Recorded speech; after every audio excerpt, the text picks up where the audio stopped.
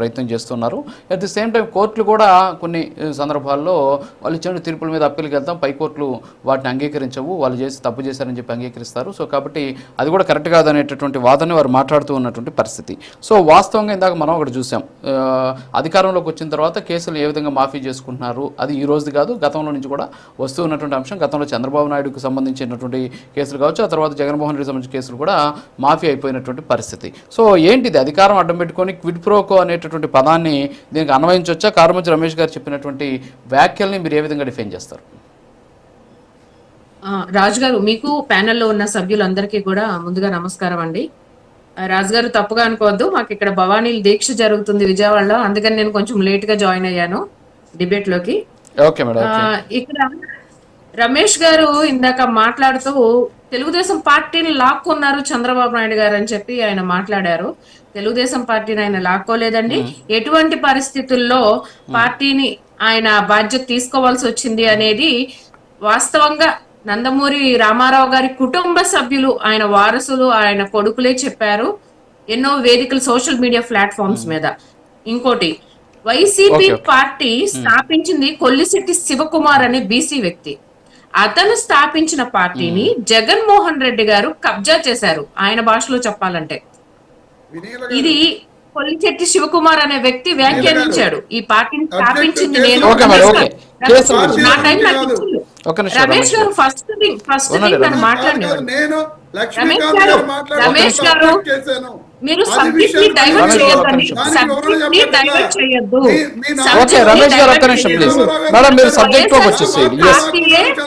పార్టీయే జగన్మోహన్ రెడ్డి గారు స్థాపించింది కాదు.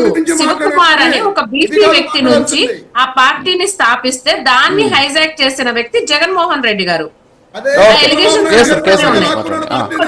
ఇంకోటి అవినీతి అంటారు. నిజంగానండి, జగన్మోహన్ రెడ్డి గారు ఒక్క ఛాన్స్ దేశం మొత్తం మన వైపు తిరిగి చూసేలాగా నేను చేస్తాను, నాకు ఒక్క అవకాశం ఇవ్వండి అని చెప్పి ఆ రోజున 2019 ఎలక్షన్స్ ప్రచారంలో ఆయన చెప్పారు. ప్రజలందరికీ మాట ఇచ్చారు. నిజంగా యువకుడు, ఇతనేదో రాష్ట్రాన్ని ఉద్ధరిస్తాడు అనుకుని 151 సీట్లు ఇచ్చారు ప్రజలు అతనికి. అధికారం కూడా హిస్టారికల్ గా ఇచ్చారు ఇవ్వటంలో కూడా. కానీ నిజంగా జగన్మోహన్ రెడ్డి గారు అధికారంలోకి వచ్చినప్పటి నుంచి ఆయన చేసిన రాజకీయం ఏంటి అంటే, ఆయన పదవిని దుర్వినియోగం చేశారు. ఎందుకంటే కక్ష రాజకీయాలు, దౌర్జన్యాలు, ప్రతి శుక్రవారం వచ్చిందంటే అరే మీరు రాజధాని అంటే పేడీలేసి అరెస్ట్ చేసే సందర్భాలు ఉన్నాయి. అమరావతి వారం అంటే మాకు భయం వేసేది, ఎందుకంటే ఎక్కడ జరుగుతాయో. శనివారం కోర్టు ఉండదు. మరి చంద్రబాబు నాయుడు గారి గురించి మాట్లాడుతున్నారు. మీరు అధికారంలో 5 సంవత్సరాలు ఉన్నారు. కేసు పెట్టారు. అసలు అక్కడ కేసు నడవటానికైనా ఇన్సైడర్ ట్రేడింగ్ అన్నారు. మీరు అధికారంలో ఉన్నారు. అసెంబ్లీలో పయ్యావుల కేశవ్ గారు కూడా సవాల్ విసిరారు, మీరు నిరూపించండి ఇన్సైడర్ ట్రేడింగ్ లో అక్రమ పేరు మా బినామీల పేరు ఉన్నాయంటే మీకు ఈ నిమిషంలో మేము రాసేసాము అని. అధికారంలో ఉన్నది 5 సంవత్సరాలు. మీరు లేని కొత్త పదాలని ఆవిష్కరిస్తారు.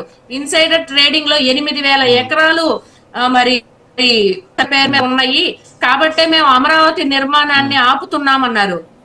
ఎక్కడ నిరూపించారు? 8,000 ఎకరాలు కాదుగా, కనీసం 8 ఎకరాలన్నా నిరూపించారా? లేదు. స్కిల్ డెవలప్మెంట్ లో సకల శాఖ మంత్రి సజ్జల రామకృష్ణారెడ్డి గారు ఏం మాట్లాడారండి? 2,700 కోట్లు అన్నారు. తర్వాత 240 కోట్లకు వచ్చారు. ఆ తర్వాత 27 లక్షల అవినీతి జరిగిందన్నారు.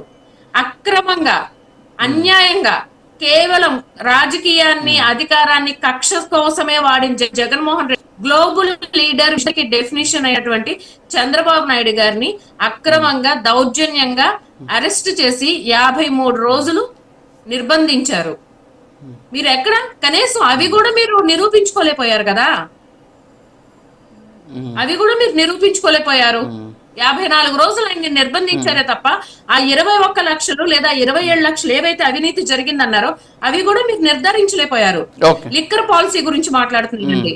ఇంతవరకు దేశ చరిత్రలో, రాష్ట్ర చరిత్ర ప్రజల ప్రాణాన్ని పరంగా పెట్టి మా వాళ్ళు తాగుతారు, తాగి వాళ్ళ కుటుంబాలు రోడ్ల మీదకి వచ్చేస్తే అని చెప్పి 25 సంవత్సరాలు బాండ్ రాసి అప్పు తీసుకొచ్చిన ఏకైక దౌర్భాగ్యపు ముఖ్యమంత్రి ఎవరైనా ఉన్నారు అంటే గతంలో అది జగన్మోహన్ రెడ్డి గారే.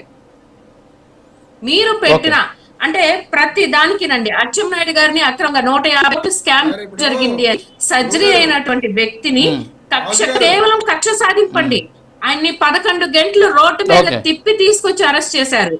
అది నిర్ధారించలేకపోయారు. దేవినేని ఉమా గారిని అరెస్ట్ చేశారు, అక్కడ అది నిర్ధారణ అవల. కొల్లు రవీంద్ర గారిని అక్రమంగా అరెస్ట్ చేశారు, అది నిజ నిర్ధారణ జరగల.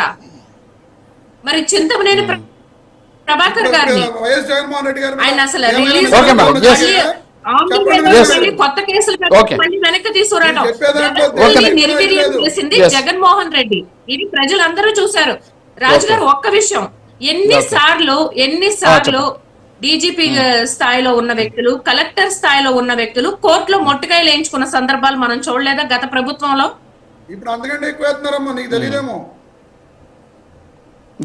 ఒక్క నిమిషం సార్, ఒక్క నిమిషం.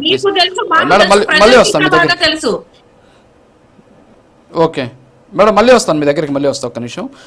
కృష్ణాంజనేయులు గారు, సో ఓవరాల్గా అయితే ఇప్పుడు ఈ ఇష్యూకి సంబంధించి అంటే చట్టం ఏం చెబుతుంది? ఇందాక మనం అనుకున్నట్టు ఈ సిఆర్పిసి 173 కావచ్చు, అలాగే సిఆర్పిసి 321 ప్రకారము కొన్ని వచ్చేసి విత్డ్రా పిటిషన్స్ ఉంటాయి, కొన్ని వచ్చేసి ఇన్వెస్టిగేషన్ ఆఫీసర్ వేసేటటువంటి ఇందాక మనం అనుకున్నట్టు క్లోజర్ రిపోర్ట్స్ ఉంటాయి. సో ఇవన్నీ కూడా అంటే నిజంగానే అంటే కేసు జరగలేదనే, లేకపోతే మీ ఇందాక రమేష్ గారు చెప్పినట్టు కింది స్థాయి పరకామణి కేసులో లోక్ అదాలత్లో చేసుకున్నటువంటి రాజీ అయినటువంటి కేసును ఆయన కూడా ఉదాహరించినటువంటి పరిస్థితి.